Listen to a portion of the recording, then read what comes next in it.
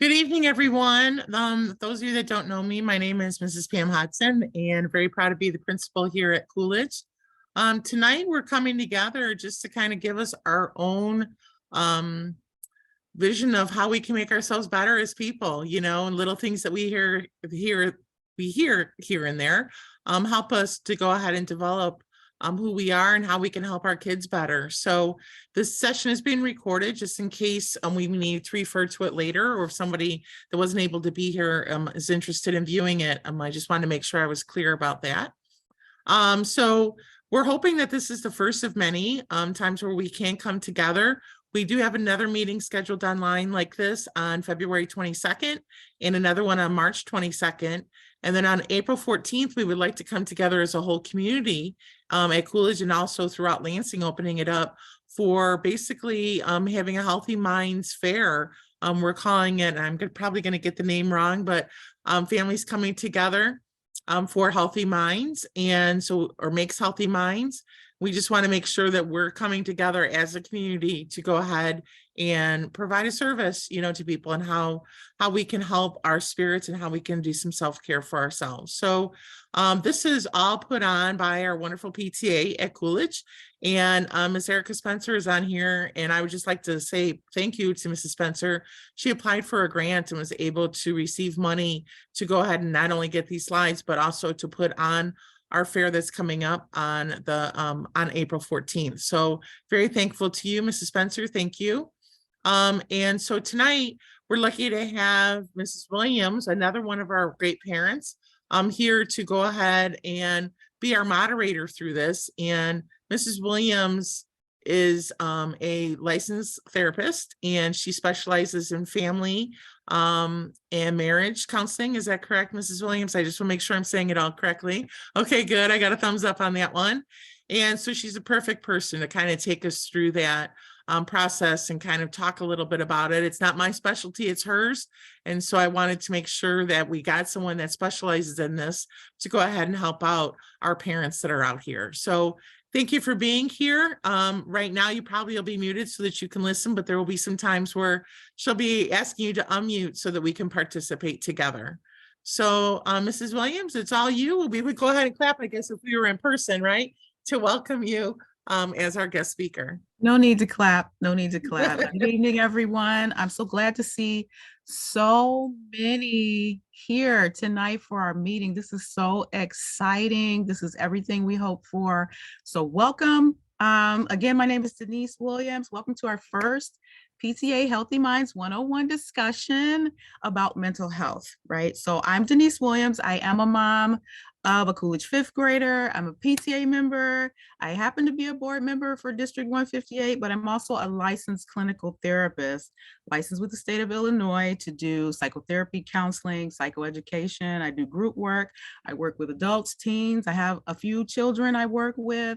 I do family therapy, marriage therapy. I work with anxiety, depression, eating disorders, PTSD, or all sorts of issues. But tonight I'm here as a presenter along with PTA President Melissa Taylor, and as well as Vice President Erica Spencer.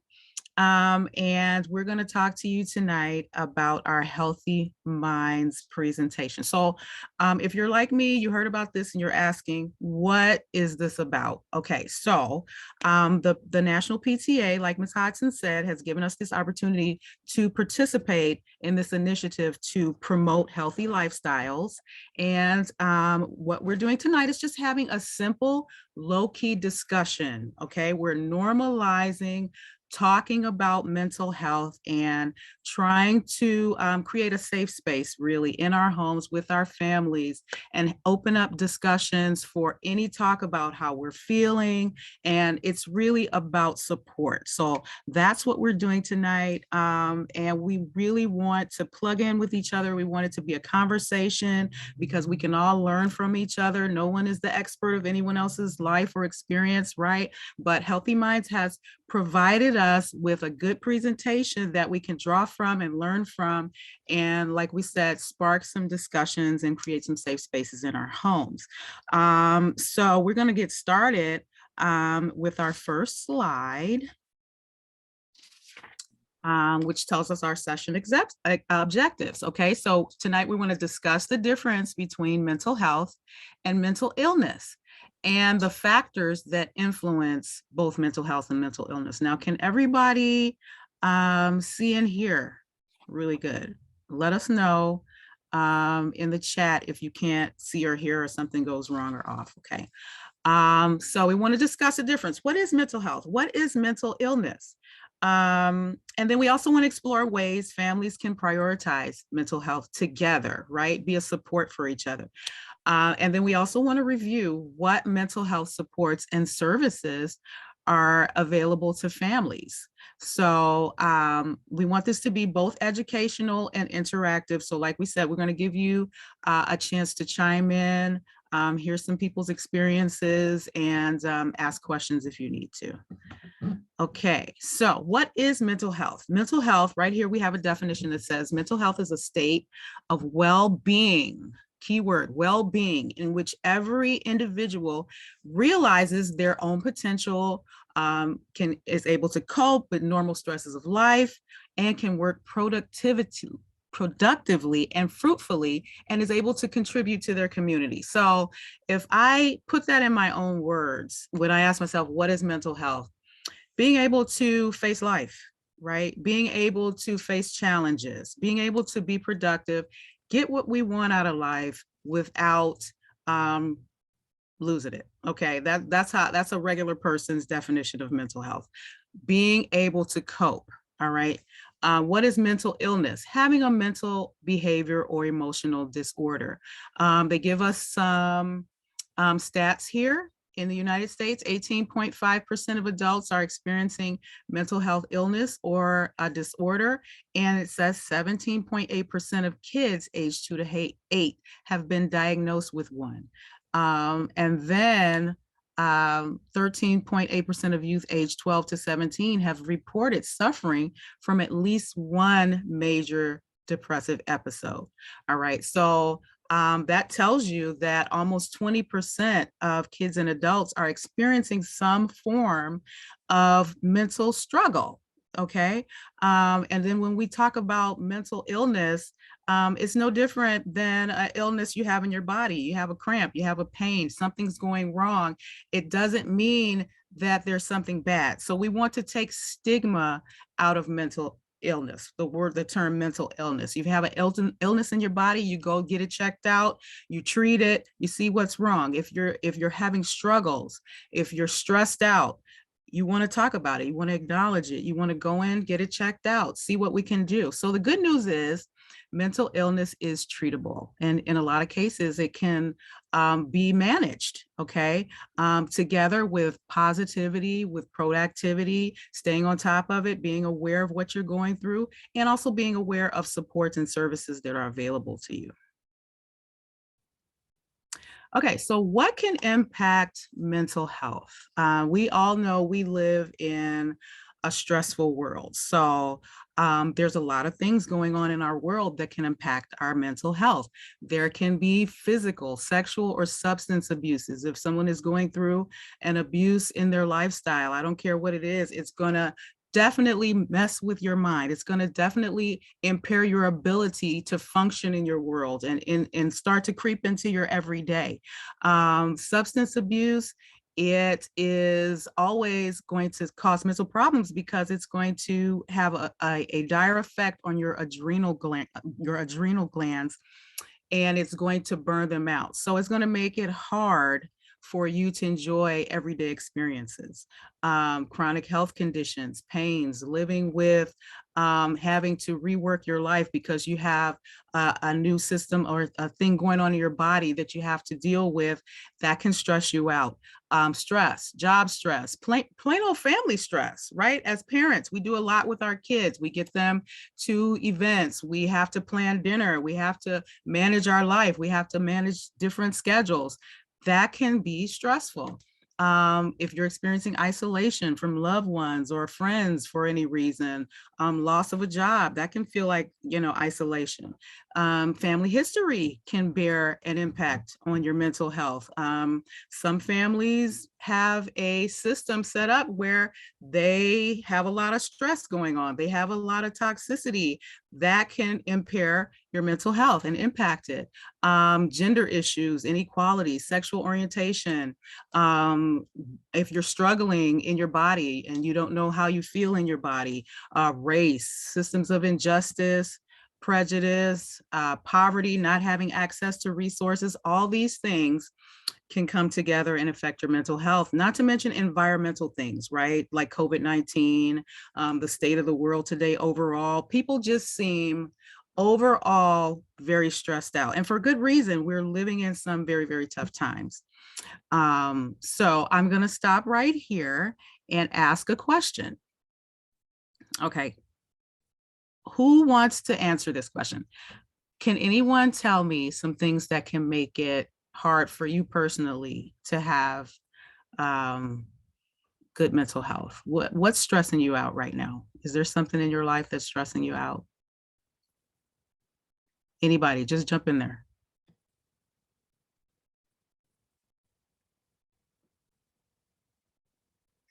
Can they unmute?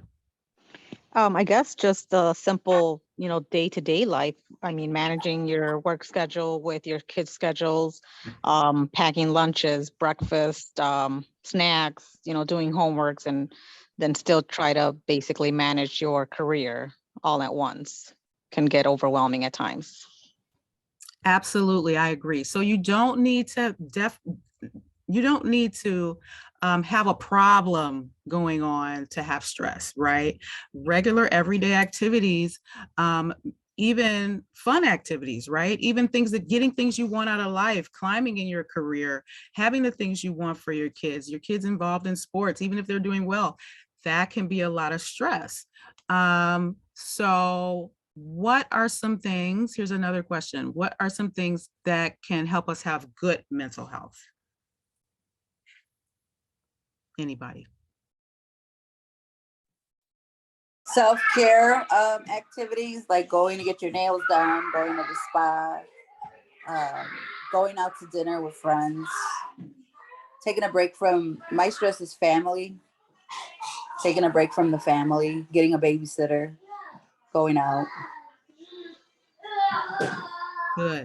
Good ones. I agree with that. Self-care, connecting, getting away. Sometimes it's just good to get away, from the everyday, right? So there's a strong link between being physically well and mentally well. Okay, we call that the mind-body connection. So it means when we take good care of our bodies by eating the right things, getting nutrition, staying hydrated, moving, getting exercise, getting good sleep, okay, we can produce feel-good chemicals that give our minds nutrients that they need to stay healthy.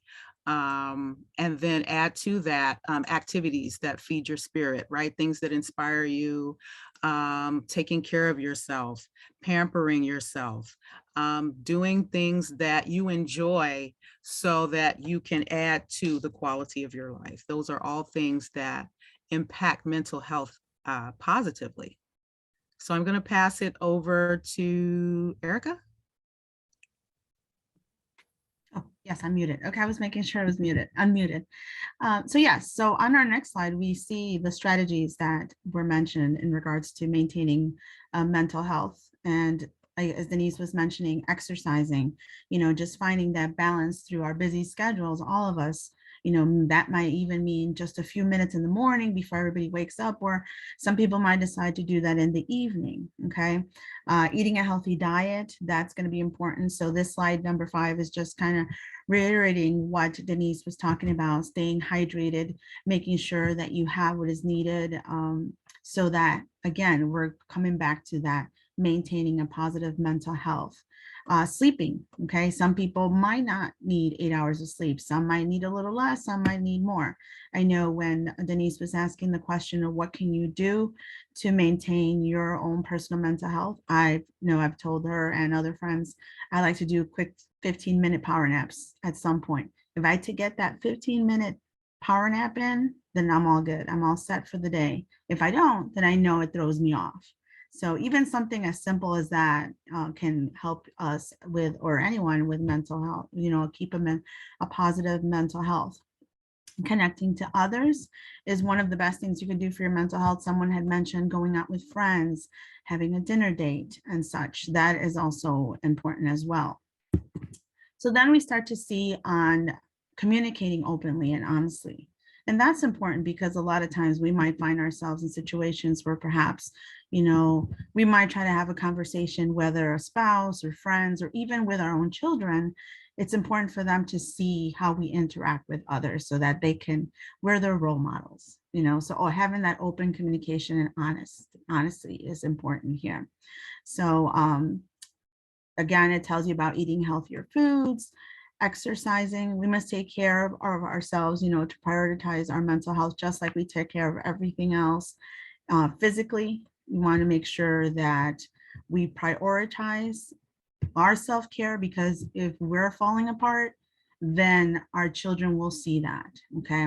And I don't know if everyone that's on here has had the opportunity to look at the Calvin Coolidge PTA, but we are posting videos on there as well as kind of some other resources and guidance that were provided for us as well. So we will be posting a video on there in regards to how our children will look at what we're doing. And so if we're mentally breaking down, that's going to transfer over to them. So we need to figure out ways to make sure that we try to find de-stressors so that they learn how to deal with the different things that they deal with on a day-to-day basis as well. Erica, I don't mean to interrupt you. Did you mean that you're going to post those on the Facebook page? Yes, we will Could be you say posting. what that Facebook page is? Because I'm not sure if everybody on here knows what that is. Yes. And there's actually 2 Facebook pages for Coolidge for parents. So go ahead. The one that we'll be posting it to will be the Calvin Coolidge one. So it's Calvin Coolidge PTA, and usually one of the moderators from the parent one or Ms. Hudson usually posts it on the parent page. Right now we have one about how and when parents can start open dialogue.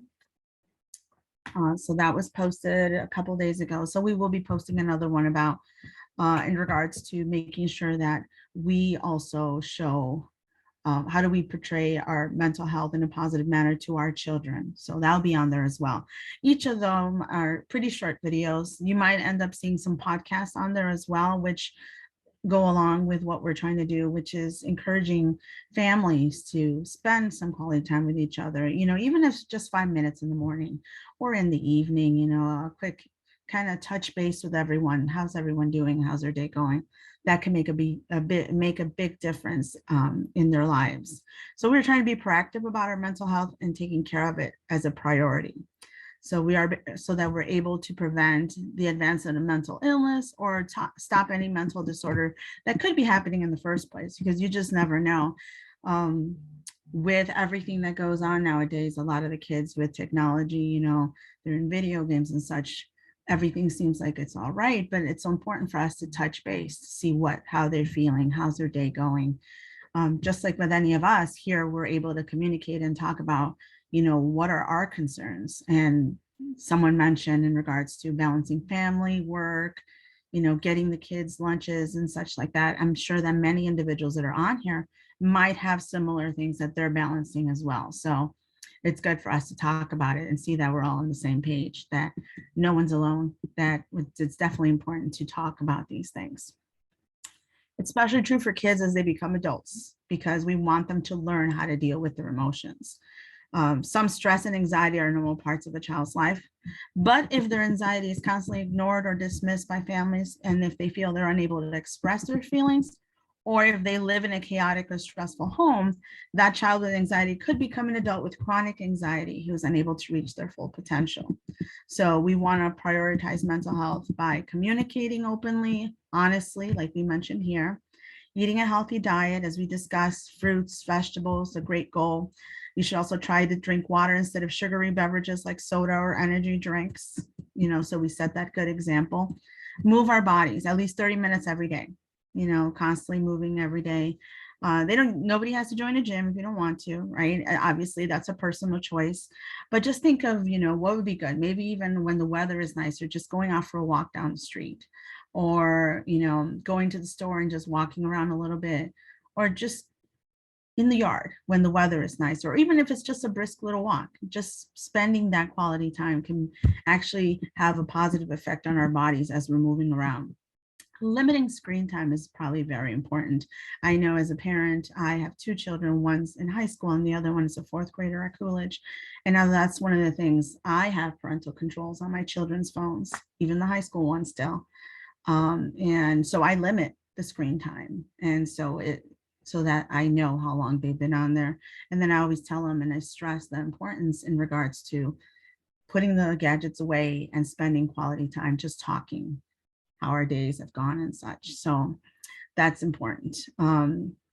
People on screens are usually not moving, sleeping, paying attention, or connecting to people around them. All these things that positively affect our mental health. So that's why that's important. Getting the recommended amount of sleep each night. As I mentioned, some people might need only a few. Here we have a chart. It says here, the recommended kids ages 6 to 12 is 9 to 12 hours. Okay, that's quite a bit of hours. So teenagers get 8 to 10 hours. Adults get 7 to 9 hours. I know I don't get 7 to 9 hours. It'd be nice. I just feel for me, 7 to 9 is a lot of hours there. But everyone's different. We're all different. That is really hard to do sometimes when it comes to meeting the objective of the required or the recommended hours to sleep. There's just too many things to accomplish and not enough time in the day. We feel too stressed out or anxious to sleep. But remember, sleep keeps our brain chemistry and hormones balanced. So that's why it's important. And that's why it's mentioned on here, to try to have that balance of adding those additional time to make sure that you get enough sleep throughout the day so that our body's recharged, we're more productive in a healthy way. And also making sure that, you know, crossing things off our to-do list before we go to bed. Try to not have any screen time at least an hour prior, so that way our brains can just kind of relax and not be so active. Okay. And if we are stressed, identify what's causing the stress and figure out healthier ways for us to manage it. That's one of the things that we want to work on as well. Establish a consistent routine, because routine always helps people feel more organized, prepared, gives us structure. You know, some people feel like it gives us a purpose throughout the day. So that's important. So I am going to pass it over to Melissa.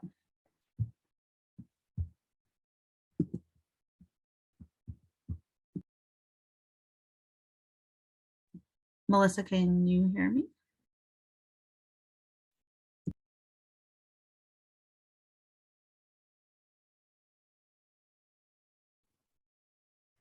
Melissa, you're muted. I can't unmute her. Can you do it, Ms. Hodson? Sorry, I was having issues. I did unmute myself. I don't know how I muted again. Okay. Okay, can you hear me still? We got you. Okay, perfect. Okay, so on our next slide, we're going to talk about what families can do to open, especially for opening up the communication, because that's super important. Obviously, communication is a key component for everybody to maintain mental health on a healthy level. So the more proactive we are about addressing our mental health, and the more resilient we can be at navigating difficult situations throughout our lives. Your family can be more proactive about your mental health by communicating openly and often, building healthy coping skills, and creating a Healthy Minds Family Action Plan. So I know, as far as myself, when I pick up my daughter from school, every day I always ask her how her day was. Now, usually, you know, she doesn't really answer me very well. She'll say, "Oh, you ask me this every day. it was bad because I was at school and I'm like, okay, you know, I don't really give her a hard time. I don't really get upset that she doesn't actually fully answer my question.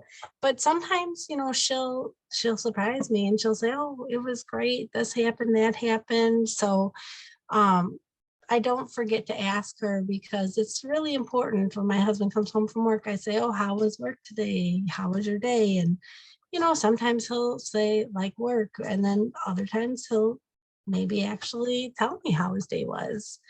Uh, Another thing, as far as building healthy coping skills, I know myself, you know, if I see my kids are having a hard time, for example, again, my oldest daughter, she's very hard on herself. She's a bit of a perfectionist. Sometimes I have to, you know, remind her like, hey, slow down. Don't be hard on yourself. Um, Take a minute to think about, you know, everything. A prime example with her was at Christmas break, I took her ice skating 2 times. They have these walkers. The first time and the second time, the first half, they used these walkers. Okay, the last half, she decided to ice skate without it. She fell. She was upset. I said, and she's really hard on herself. So she was really, really upset. And I said, well, you know what? Slow down.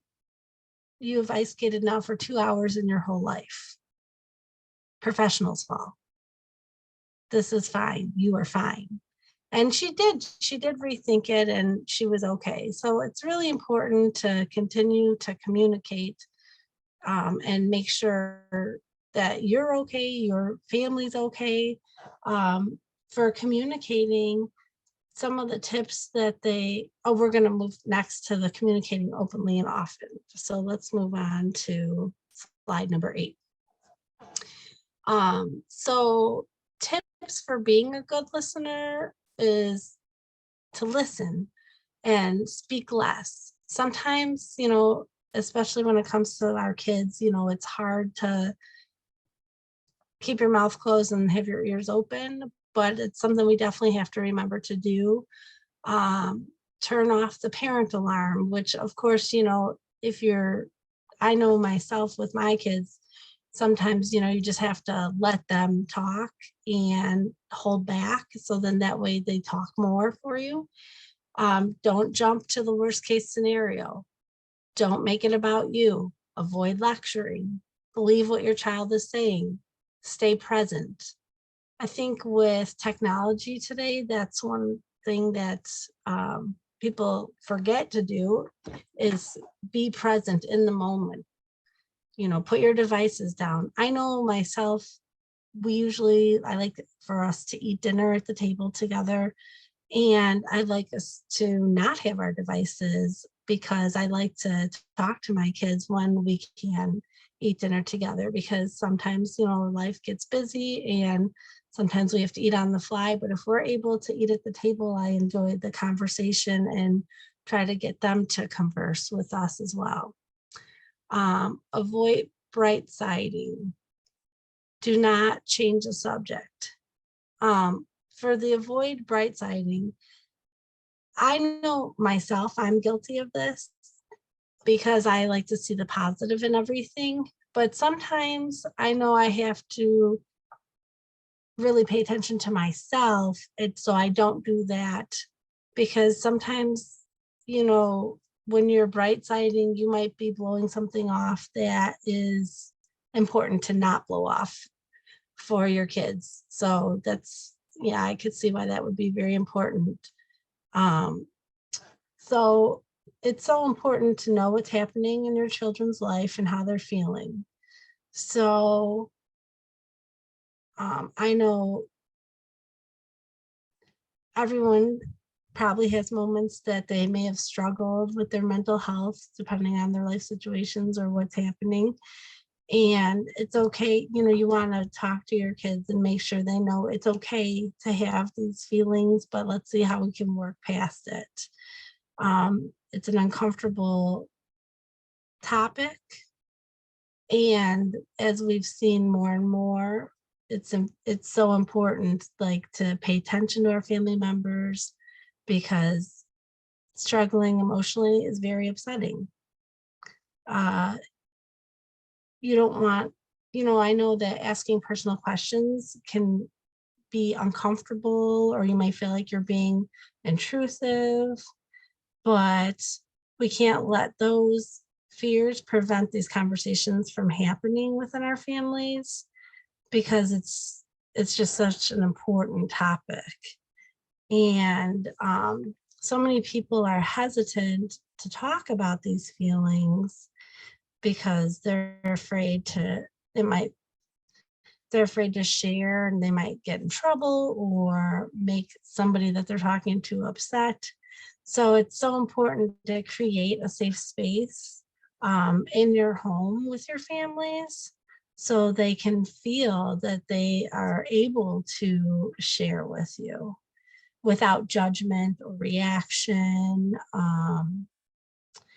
and try to keep our opinions or advice kind of at bay unless someone in your family is actually asking for them.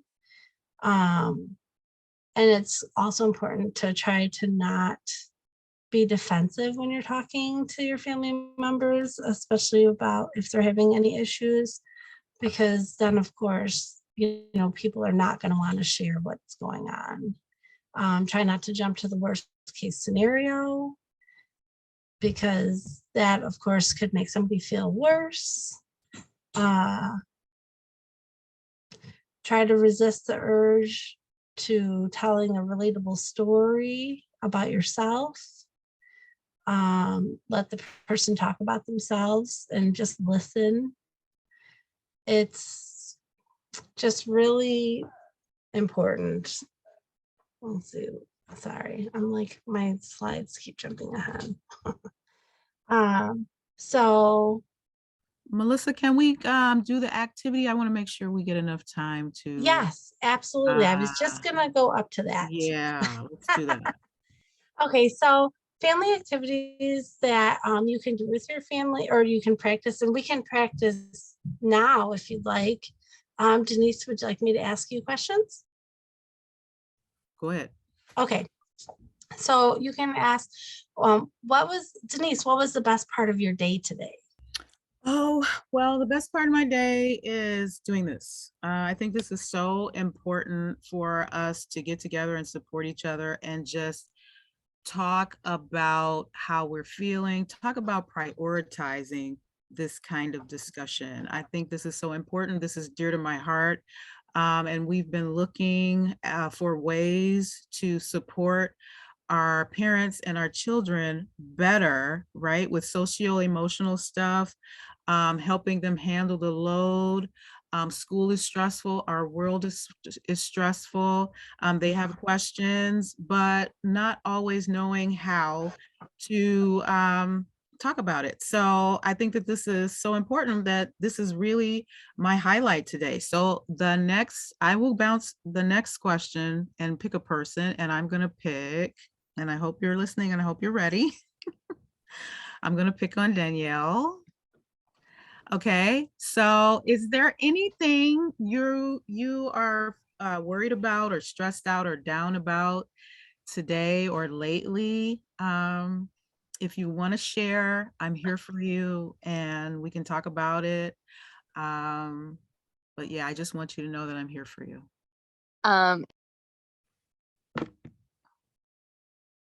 Oops, I muted her. Sorry. As I was saying, it's funny that you pick on me for this question, because my biggest stressor right now is my house, and just decluttering. And I know it has to get done, but I just sit here and look at it and just feel defeated. But I've started like 15 minutes a day to do a little bit of something, and that 15 minutes will add up and I will have done stuff. Don't even. But a part of that is I have not, and we were talking about this earlier about working out and taking care of yourself. And I have been on a year-long hiatus from working out. And I just started, and I can definitely feel a change. And I'm now more motivated to tackle this house of mine and just getting rid of all the old stuff that we have. We just have so much stuff and not a lot of space to put it in. So that alone is just a big stressor. So that is my biggest stress right now, is this house and decluttering it, because if I want to redo stuff, I need it clean and spacious to paint and create and build things and all that. So yeah. Well, thank you for sharing that with us. And I just want to say that was a good example, but I want to highlight how I'm responding to you, right? So right now we're modeling how to get the conversation started. I asked, you felt free to share, right? So hopefully I made you feel safe in sharing and not judging, not offering solutions, not brightening it, or what's the term that they use, right? I'm just listening. I'm just letting you lay that on me and sitting with you in it. So that's kind of how we want to show that this process is that easy, you know. And Melissa asked a great question last night. She says, well, what if I'm the only one in my house that's interested in this? Because that can happen, right? Your family, maybe you're from a family that doesn't have a whole lot of time to sit around and talk about feelings. You know, we're busy, we got stuff to do, we got schedules and workload and stuff. But if you're that person, pick your moments, find your windows, be that safe space, so that when your family is ready, when your kids are ready to open up and talk, when your spouse, your relatives are ready, your friends, your close friends, your loved ones, you're there, and you're there to model that, hey, it's okay. Hey, this is important to me. I think we should prioritize this. And just being there and modeling that, and also being free to share when you're not feeling so good, when you're down, when you're stressed out. Hey, I'm not feeling so strong today. And sometimes it's hard for us to do as parents because we're used to being that strong person, right? You may be that one that's strong for everybody, but realizing when you're not, it's okay to say so and find a safe person to lean on. And I think that all goes into modeling, creating that safe space in your home. Should we ask one more question or should we move on? We've got about 20. I just like to make a 5 minutes. comment. I think if, you know, as parents start to ask these questions to their kids when they come home from school, instead of saying, how was your day? And they say, oh, it was terrible, or, oh, it was great. And then they stop talking. These more open-ended questions will help that dialogue. But it also will be really cool when they ask you that same question. After you've done it for a while, eventually they'll pick up on that dialogue and they'll say, well, Mom, what was the hardest part of your day? You know, and tell me why. And that's when you know that they got it. You know, that they're understanding that dialogue in your family. So really, I mean, it might be a good thing to do is take a screenshot of this one so you have those questions, or take a picture of your phone, because those are really great questions. One thing I wanted to mention, if I can, Denise, Melissa, and I met a little bit last night and we were talking about this particular activity.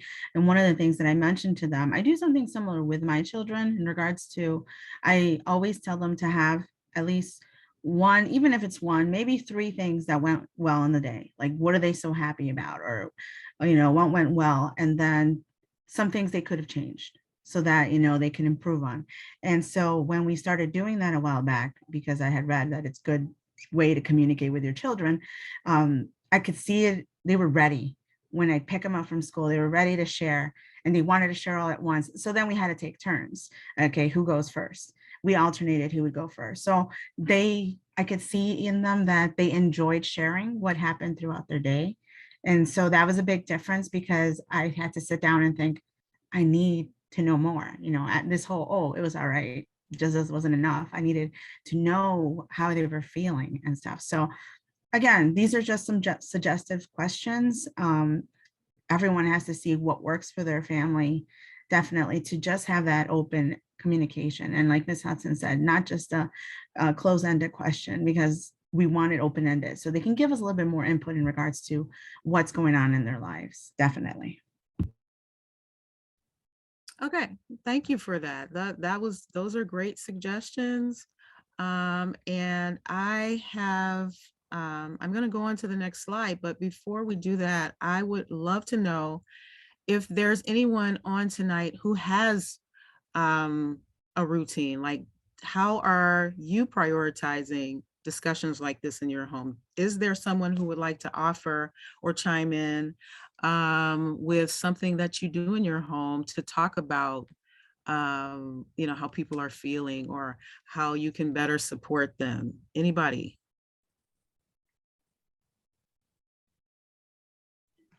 Well, now this doesn't pertain to right now, but this would have been back when we had the house fire. So after being through that traumatic incident, of course, in the beginning, you're kind of in like a cloud of uh, just kind of like it's a weird, foggy time. So, anyways, though, once I know myself, once I was feeling a little bit more myself, and obviously every day you're learning new things that you're grieving over or whatever, because it's a weird thing to lose everything. I know I would have days that were hard and I would talk about them with my husband, but I could tell, if he was having stress days. So I actually would just say, like, how are you today? How are you feeling? Um, are you having a bad day? Like, and then because he's not one to talk about his feelings. If I was having a bad day, I would just say, like, I'm having a hard time today. Today I'm struggling.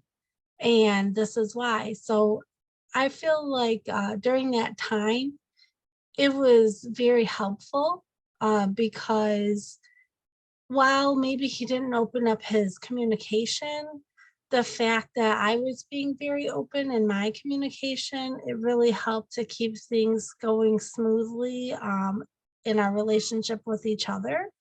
Uh, Ironically, another family I know a month after us had a house fire where they didn't lose everything, but because of asbestos, their house had to be torn down as well.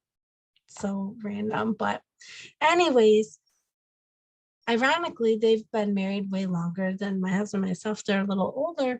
And they really struggled because neither of them were able to communicate in that particular manner. So I would say, if you're able to be that person to sit down and make sure you are constantly checking in and not being judgmental, not being defensive, just letting them, be who they are and give you the little bit of information, whether it's a lot or a little, and accepting that and to help them, maybe feel comforted. Okay, thank you for that, Melissa. I'm gonna move it on because we got about 15 minutes left. So our next slide is about building healthy coping skills. So what can we do to add to the skills that we have and build on them? Okay, like we've been mentioning tonight, connecting with others, building your community, recognizing your supports. If you're feeling bad, down, it always brings you up to connect with those you love, people you know who are in your corner, people you can lean on. Talk it out like we've been talking about. Don't be withdrawn. Don't go in, go out. If you're struggling or you're feeling particularly stressed out, tell someone, lean on someone.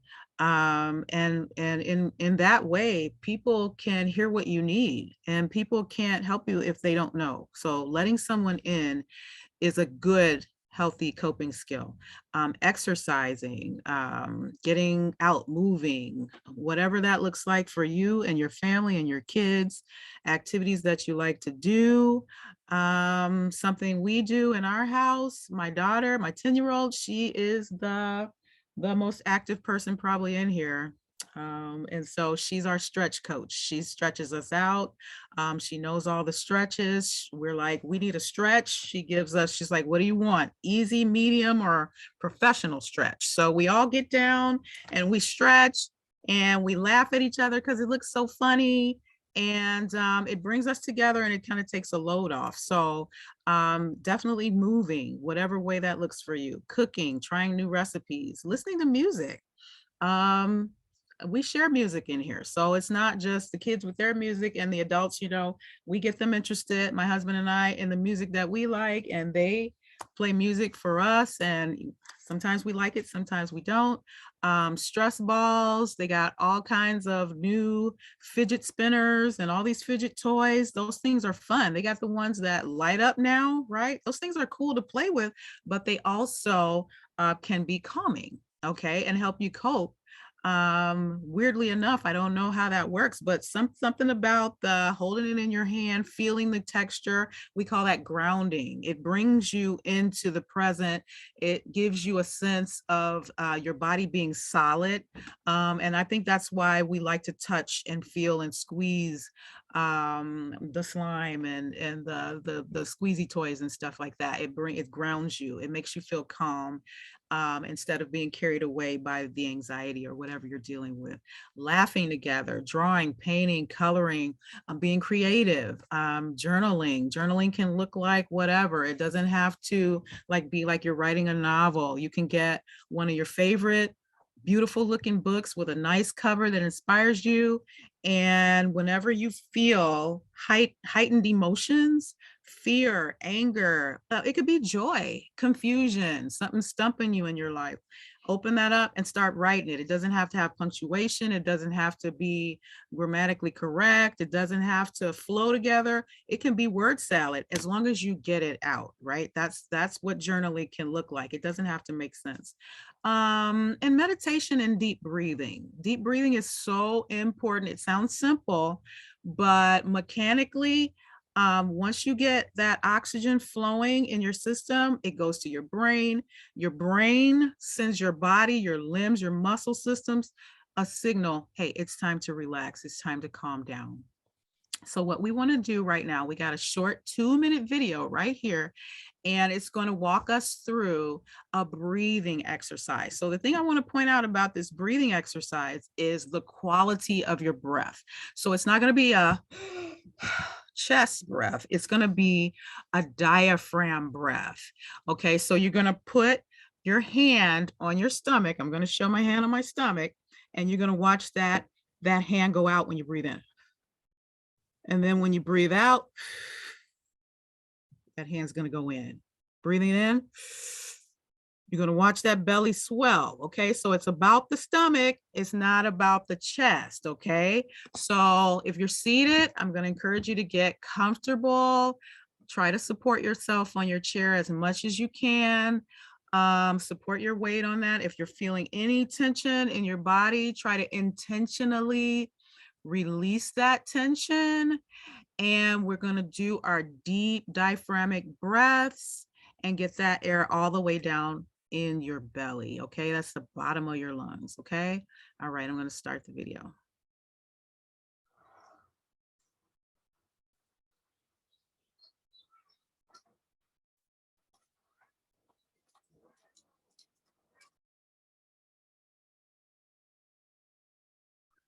We can't hear it. I don't know if there's sound. I'm sorry, can you hear it? Can we hear? No. Okay, I'm trying to turn it up. Hi, we're going to spend the next 2 minutes practicing a mindful awareness exercise.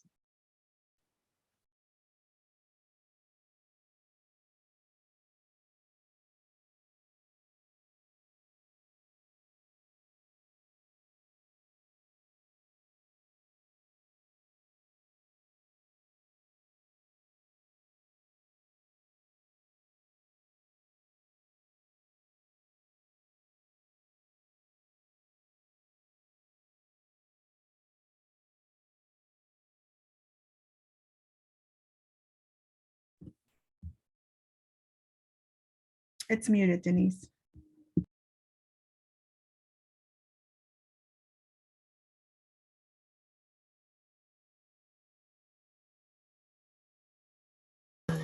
You guys can't hear it? Can't hear it? Again, breathing in, Okay. trying to slow it down. Okay. It doesn't seem like we're getting any. So I'm going to walk you through it just so we can practice. I think you have to stay unmuted and then I'll do it. Stay unmuted. You can hear it unmuted? Mhm. Okay. All right.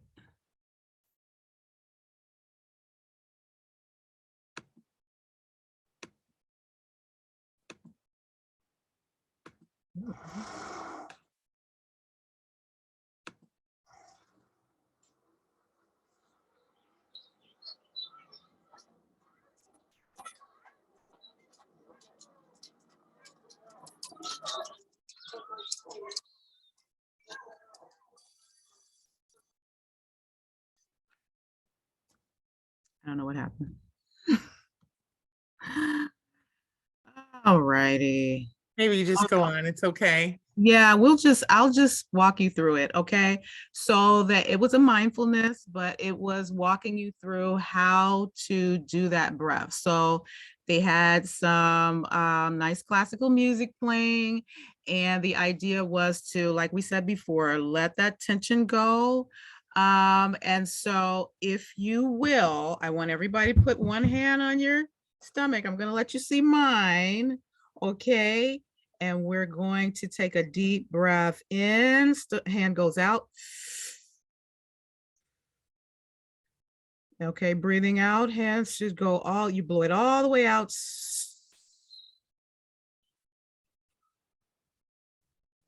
Okay, next breath in, the best breath.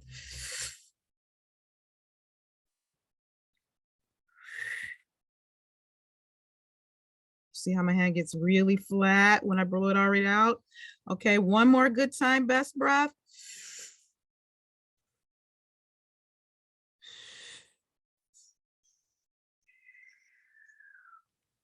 All right, and that, I would encourage you to practice those deep breaths. Those deep breaths are great for calming. Before, in the video, they mentioned if you have a big meeting or you're getting ready to go into a really high stress situation, you can practice those breaths anywhere. You can do it in your car, you can do it at your desk at work. This breathing is really great for getting to sleep. If you have some kind of sleeping problems and you can't fall asleep easy, those deep breaths, preferably breathing in through your nose and out through your mouth, but remembering to get that breath all the way down to the bottom of the lungs and blow it out completely, because you're clearing the oxygen out of the way bottom of your lungs, and that's the more you can get in for the next breath. Okay, so I would encourage everybody to practice that. It sounds simple, but it does a lot and it goes a long way for calming. Okay, how much time do we have? We got less than 10 minutes. Okay, we're gonna look at these questions. You, like Ms. Hodgson said, you can take a picture of this slide as an example of some questions you can ask your family. As a family, if you sit down, you say, hey, family, I want to talk about this. I think this is important. We need to prioritize how we're feeling and make a space for that. I don't care if it's once a week or checking in Sunday nights. We're going to have a nice dinner together and talk about what's stressing us out or some issues that have come up with anyone. Creating a space. It doesn't have to be a big deal. It just has to work for you and your family. So questions like, how can I help you cope with your anxious feelings? Should we have a code word? Should we have a relaxation technique that everyone will try? I think this is all about mindset, making up in your mind that this is important to you. We're committed to doing something about it, and we're expecting to have some healthy results from it. I think that that will encourage the ball to start rolling with you and your family. Who wants to talk about creating an action plan? Was that you, Erica? No, that was you. Okay. Action plan.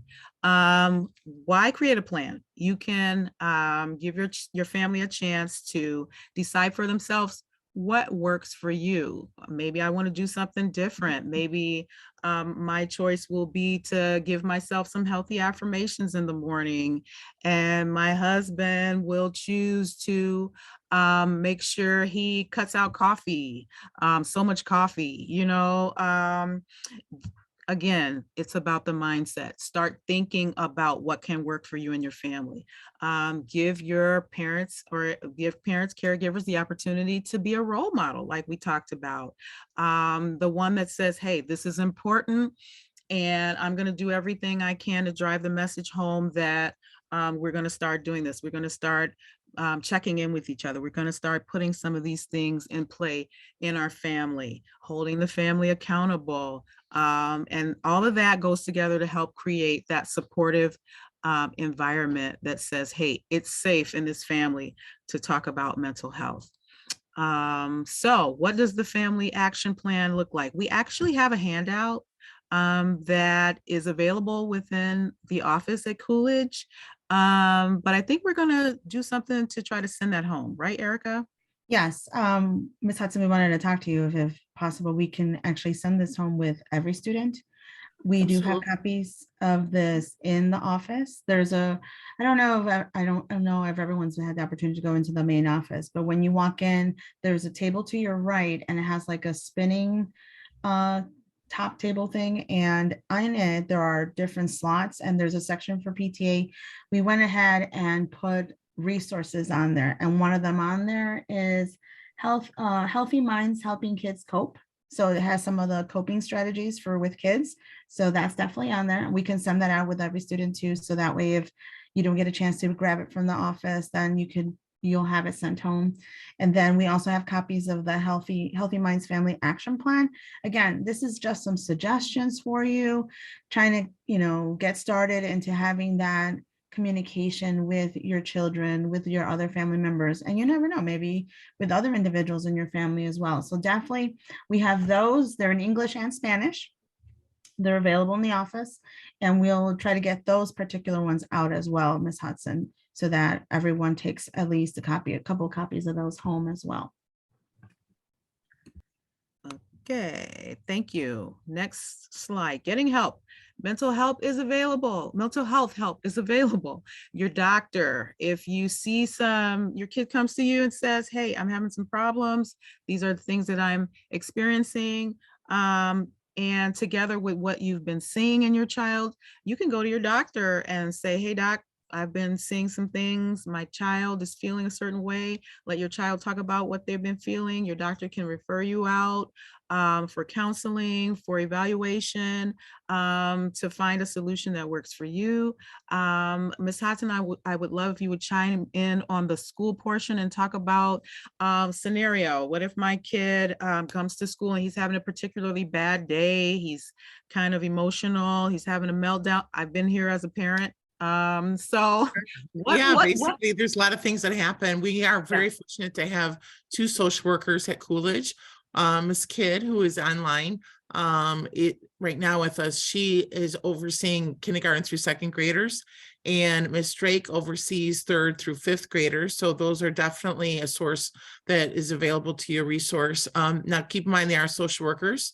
They're not licensed therapists. So when they're dealing with things, they're dealing like how the student is acting at school, not so much like what's exactly going on in your home. They're not going to be into all your home business and things like that. That's not what their training is for. Their training is to see how we can have your child be successful at school. So if they come in and they're having a meltdown, that means they're not being successful at school. And that's where they would go ahead and jump in and help. Also, I'm there, Mr. Byrne, Ms. Tomaszewski, very much a part of our lives are basically being a counselor. And I always view it as being a mom, because so much of being a mom, I think, is being a counselor, where we just put on the mom hat and the dad hat for Mr. Byrne and, just say, and ask open-ended questions like, tell me what's going on with you. How can I help you? Those types of questions where it's not just yes or no, but things that are going to encourage dialogue. But we are definitely here to help. And if you ever feel like your child just needs to talk to someone, please reach out, email me, call, whatever you need to, and I'll definitely make sure there are people there to help your child. Thank you, Ms. Hodson, and thank you for all you do. And we also want to point out there are resources in your community. If you have a local church, library has programs. I just found out they have like a teen wind down on Wednesdays. Didn't know about that. That's at 4 o'clock. A lot of churches partner with local counseling agencies. The agency that I work for, New Leaf in Lansing, a lot of local churches partner with us, and they will pay sometimes all or some of the counseling services for a certain number of sessions. So those are resources that you can explore if they work for you. Look out in your community centers, your park districts. We know that Thornton Township offers free counseling. There's a number here that you can call. Also, Governor State offers free counseling, a number you can call. And then our PTA.org Healthy Minds has resources to help you if you need it. If you or your child or someone you know is having thoughts of harming themselves, please contact the National Suicide Crisis Line. We've got the new 988 crisis number, and there's no expectation. Maybe you're feeling down and you just need someone to talk to. They're trained crisis counselors there waiting to take your call, loving the opportunity to talk to anyone who just needs to have someone who listen, okay? And then we've got the Suicide Prevention Lifeline too. So I would encourage you to take a screenshot of this if you need to. And I think our next slide is questions. But before we take questions, I just want to personally say thank you for everybody who came on tonight and showed interest in this. Again, this is so important. We love any questions, comments, or feedback on how this can be improved to help you support your children and your families and yourself. So with that, I will turn it over to Ms. Hodson for any questions, but thank you again for spending this hour with us tonight. Yeah, feel free to go ahead and post it in the chat, or even email me if you have other questions that come up later in your mind. Feel free, or else just unmute now and ask away, but whatever your comfort level is. I'm really interested, like you had said, Ms. Williams, in how we can make it better. This is our first time doing this. And so, I know as the night goes on, people get busy and they have other things to do. But if you have ideas, feel free again to reach out and email me, or, let us know how we can go ahead and improve it to make it better. But also let us know what you need. Like if I really need help in blah, blah, blah with my child, we want to make sure that we provide that for you. So any questions?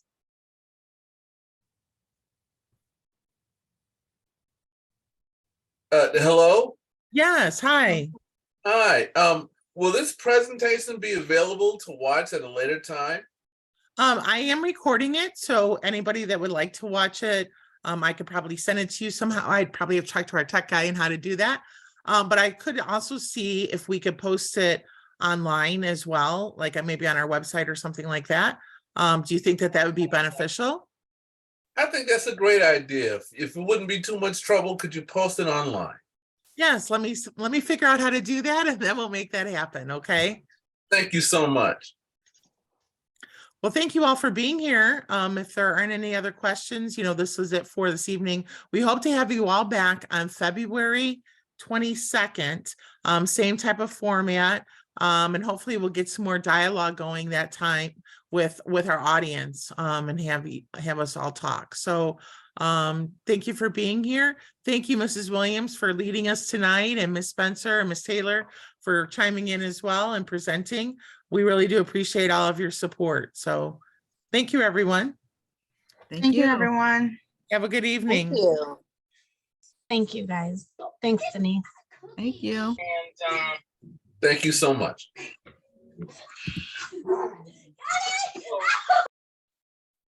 Were you still on speakerphone with them? No, I just turned it on to say thank you. I was waiting for people to get up. Yeah, I think they're all off. I think Yeah. everyone is off. Yeah. One of the things I want to let you know, Ms. Hudson, we have been getting emails from the National PTA. They want us to make sure that when we do these, that we are being as inclusive